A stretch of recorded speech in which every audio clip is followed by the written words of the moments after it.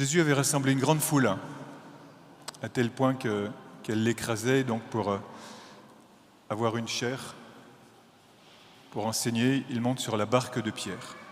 Alors, Jésus est assis dans la barque et il enseigne. Est-ce que vous pouvez vous mettre à la place de Pierre un instant ? Pierre qui a embarqué cet homme sur sa barque, qui d'habitude lui sert à pêcher, qui tout d'un coup devient une cathèdre. Tiens, c'est intéressant ça.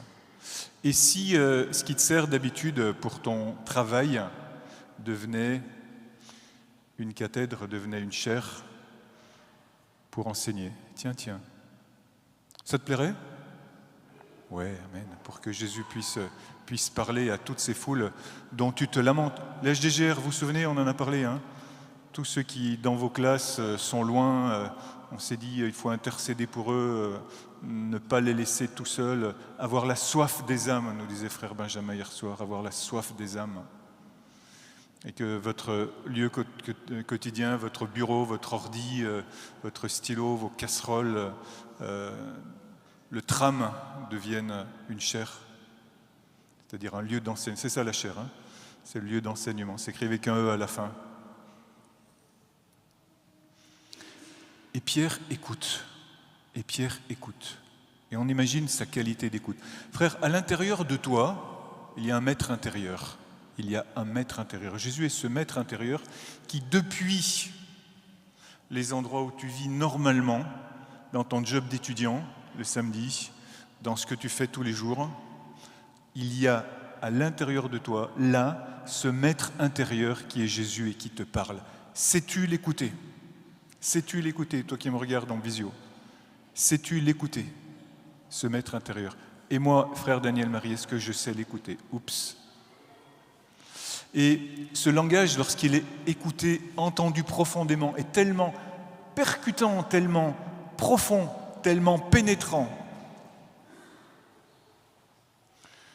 qu'à la fin, Pierre dit à cet homme-là, « Rabouni », ça veut dire « maître ». Même lorsque le Rabouni te dit de faire une chose impossible, incroyable, impensable. Rabouni. Jésus enseigne comme un maître, il enseigne assis. Il est assis à sa cathèdre.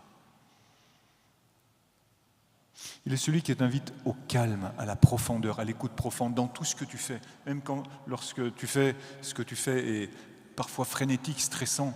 Mais même là, lorsque tu es soumis au rythme, les mamans taxi, les papas des heures sup, payés ou non payés, tous les problèmes là, que nous vivons tous les jours. Il y a le maître intérieur qui t'appelle à écouter en profondeur. Il est celui qui t'enseigne. Et tu lui dis, Rabouni, mon maître, c'est cette parole-là dont j'ai besoin, c'est cette parole que je veux. Et alors, parce qu'il te touche au plus profond, dans ton cœur profond, lorsqu'il te dit, fais ce truc impossible.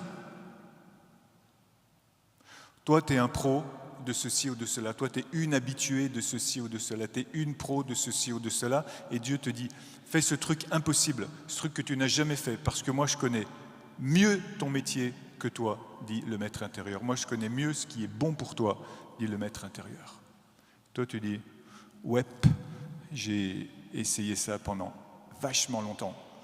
Mais parce que j'ai écouté profondément le maître intérieur, alors je vais le faire. Et tu vas déclencher le miracle. Frères, sœurs, je vous pose une question. Qui a fait la pêche miraculeuse ? Dans le texte, qui ? Pierre. C'est Pierre, c'est pas Jésus qui a fait la pêche miraculeuse. Donc, qui doit faire la pêche miraculeuse ? C'est nous, c'est chacun d'entre nous. C'est toi qui dois faire la pêche miraculeuse. Parce que tu écoutes ce maître intérieur et que tu es capable de la faire. Autre expérience, complètement différente, totalement différente, à l'opposé, semble-t-il. Isaïe, qui arrive dans le temple et qui voit ce touragan, qui voit ce volcan, qui voit ce tsunami, ce raz-de-marée de puissance, des séraphim, des anges brûlants. Les séraphim, vous le savez tous maintenant, ce sont des anges avec 6 ailes, avec des êtres de feu et qui crient « Saint, Saint, Saint le Seigneur » et ça bouge de partout. Et Isaïe voit Dieu lui-même avec les pans de son manteau qui descendent jusque dans le temple. Waouh ! Et il dit ce que n'importe qui d'entre nous dira, mais je vais mourir, c'est trop, c'est archi trop. Même si, entre parenthèses, c'est ce que nous répétons lorsque nous chantons le Sanctus, Saint, Saint, Saint, le Seigneur, Dieu de l'univers, le ciel et la terre se remplissent de ta gloire, car il n'y a que sur cette gloire que nous pouvons célébrer l'Eucharistie. Alléluia. Je ferme la parenthèse. Et Isaïe est tellement subjugué qu'il dit, comme nous dirions, je répète, mais je vais mourir, c'est trop, mon cœur va péter, mon intelligence est explosée. C'est au-delà de tout ce que je peux contenir. Y compris parce que je suis un homme aux lèvres impures, je suis un homme, je ne suis qu'une créature. Et alors un des séraphim prend un charbon ardent et touche ses lèvres. Jeune HDGR, le Seigneur a touché vos lèvres pendant ce week-end. Frères, sœurs qui avaient médité la parole, frères, sœurs qui m'entendaient, en ce moment, le Seigneur touche vos lèvres avec le charbon ardent de sa parole. Alléluia. Pour que vous puissiez vous aussi proclamer cette parole, pour que vous puissiez l'annoncer. Et lorsque vous prenez conscience de ça, et parce que vous en avez envie, parce que vous en avez marre de toutes les bêtises que font les autres, les mêmes que nous faisons nous-mêmes, vous dites, et vous entendez cette parole qui dit « Qui enverrai-je » Et vous répondez « Me voici ». Qui enverrai-je ? Et je pense que lorsque Isaïe l'a dit, il l'a dit dans ce moment de gloire, et peut-être qu'après, probablement, il s'est dit « Oups !» Parce que je dis « Me voici » quand je suis dans le feu du Saint-Esprit, n'est-ce pas les HDGR ? Quand on est dans un week-end, on a le feu, puis après on retourne dans notre école et on dit « Oups !» Mais nous avons reçu cette parole, cette même parole puissante. Elle est à l'intérieur de nous, elle est déjà activée. Pourquoi ? Parce que nous ne sommes pas la foule, nous sommes disciples. Parce que nous ne sommes pas seulement disciples, nous sommes disciples missionnaires, nous sommes des envoyés. Nous sommes des envoyés. Et alors il se passe cette chose un petit peu étrange parce que tu te dis, mais ça fait hyper longtemps que j'entends ce discours et pourtant je n'ai pas encore déclenché. Pourquoi ? Qu'est-ce qui se passe ? Qu'est-ce qui me manque ? Et souvent la liturgie, elle nous fait répéter, pour ceux qui prient le bréviaire par exemple, qui saura nous dire pourquoi l'homme peine tellement à chercher sans jamais trouver ? Et oui, cette espèce de frustration, de vouloir et de ne pas y arriver. Ou bien à l'inverse, on se dit, cette parole, elle n'est pas pour moi. Pierre, c'est Pierre, Isaïe, c'est Isaïe, moi, je suis moi. Et cette parole ne me concerne pas. Alors qu'en fait, tu sais très bien, et ton cœur sait très bien en fond de toi-même que si tu fais ça, cette parole, elle va rester comme une parole morte. Vous savez, l'image un peu terrible qui m'est venue ce matin en reméditant cet évangile, je pense douloureusement à ces femmes qui portent en elles un enfant mort et qui vont accoucher d'un enfant mort. Les femmes qui ont vécu cela savent à quel point c'est une horrible tragédie. Mais lorsque la parole est à l'intérieur de nous et qu'elle n'agit pas, c'est de la même façon nous portons un enfant mort. Et nous n'avons pas envie de cela. Alléluia. Parce que nous voulons que cette parole soit vivante. Et alors, nous sommes nous aussi en train de nous dire, mais pourquoi est-ce que je cherche et que je n'arrive pas ?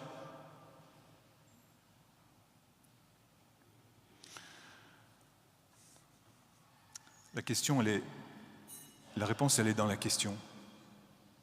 Cherchez et vous trouverez.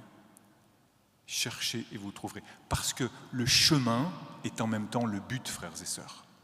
Le chemin est en même temps le but. Et chaque fois que tu mets en œuvre un petit peu la parole, parce qu'il faut forcément commencer par un petit peu. Si tu dois faire 100 000 kilomètres, tu vas forcément faire le premier pas. Que tu prennes l'avion, que tu y ailles à pied. Alléluia. Et quel est ce premier petit pas que tu vas faire et que peut-être tu hésites à faire ? Est-ce que tu vas attendre d'avoir 99 ans pour faire ce petit pas qui va t'emmener dans la tombe ? Belle vie. Mais tu as envie de faire ça. Et il suffit que tu le fasses. Il suffit que tu le fasses. Parce que c'est toi qui entends. C'est toi qui entends cet appel. C'est toi qui veux réaliser cette parole. Alléluia.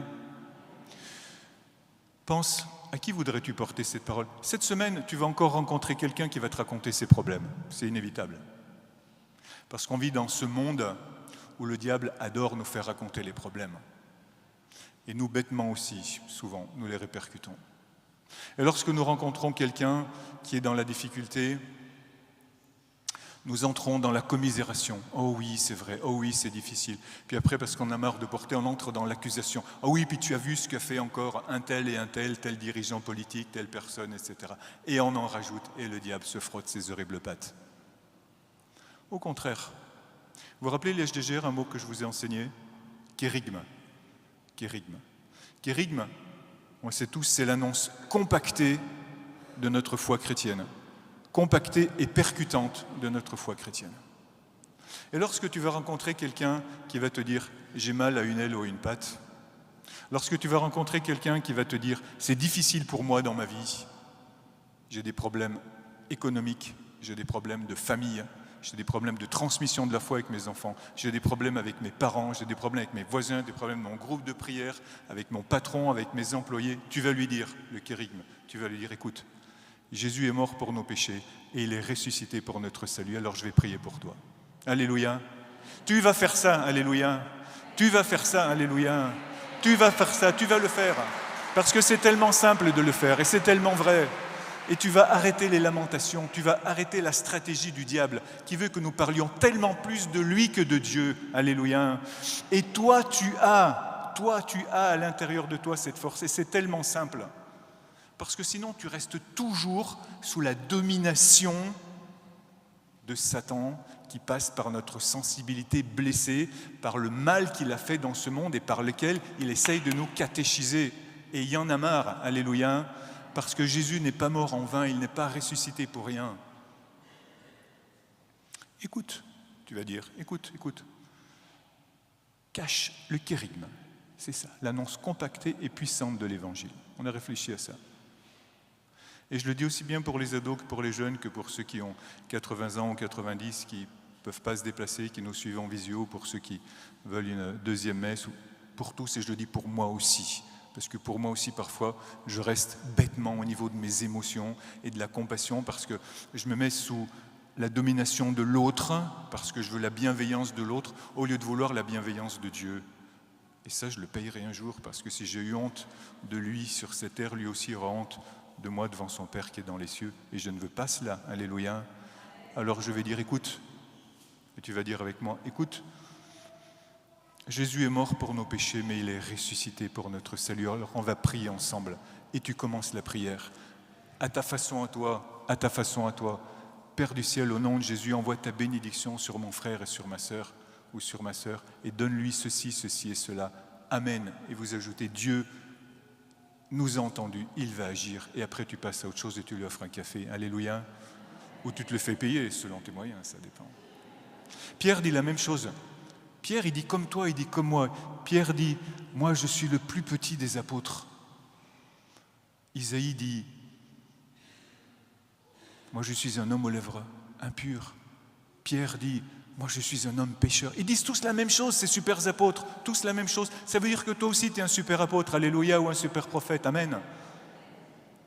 Et il dit, Paul, il continue, je ne suis pas digne d'être appelé apôtre. Mais ce que je le suis par la grâce de Dieu. Si tu veux, parce qu'on n'est pas dans une secte, si tu veux, tu répètes, ce que je le suis par la grâce de Dieu. Et Paul continue, sa grâce venant en moi n'a pas été stérile. Ce n'est pas moi, c'est la grâce de Dieu avec moi. On peut dire ça aussi, ce n'est pas moi, c'est la grâce de Dieu avec moi. Et plus nous allons répéter cette parole, plus elle va être active à l'intérieur de nous. Plus ça va être une parole vivante, plus on va accoucher d'une parole vivante, frères et sœurs. Et les hommes et les femmes, alléluia, ah enfin, je suis heureux de pouvoir accoucher. Je suis un peu jaloux parfois, les femmes, pardon, mais vous portez la vie comme ça. Ouais. T'es jaloux parfois? Bon, on n'aurait pas la patience de porter un enfant pendant 9 mois, on ne l'aurait pas, d'accord? Mais de temps en temps, une petite semaine, comme ça, nous les hommes, on aimerait bien aussi. Mais la grâce, c'est que, ben oui, la patience des femmes, elle nous dépasse, pardon. Mais la grâce, c'est que chacun d'entre nous, nous avons la grâce d'accoucher la parole, nous avons la grâce d'accoucher le Christ, alléluia. Et c'est ce que nous allons faire, Nous allons accoucher Dieu, nous allons produire la parole de Dieu, nous allons pécher des hommes, nous allons annoncer la parole. Qui enverrai-je? Alléluia.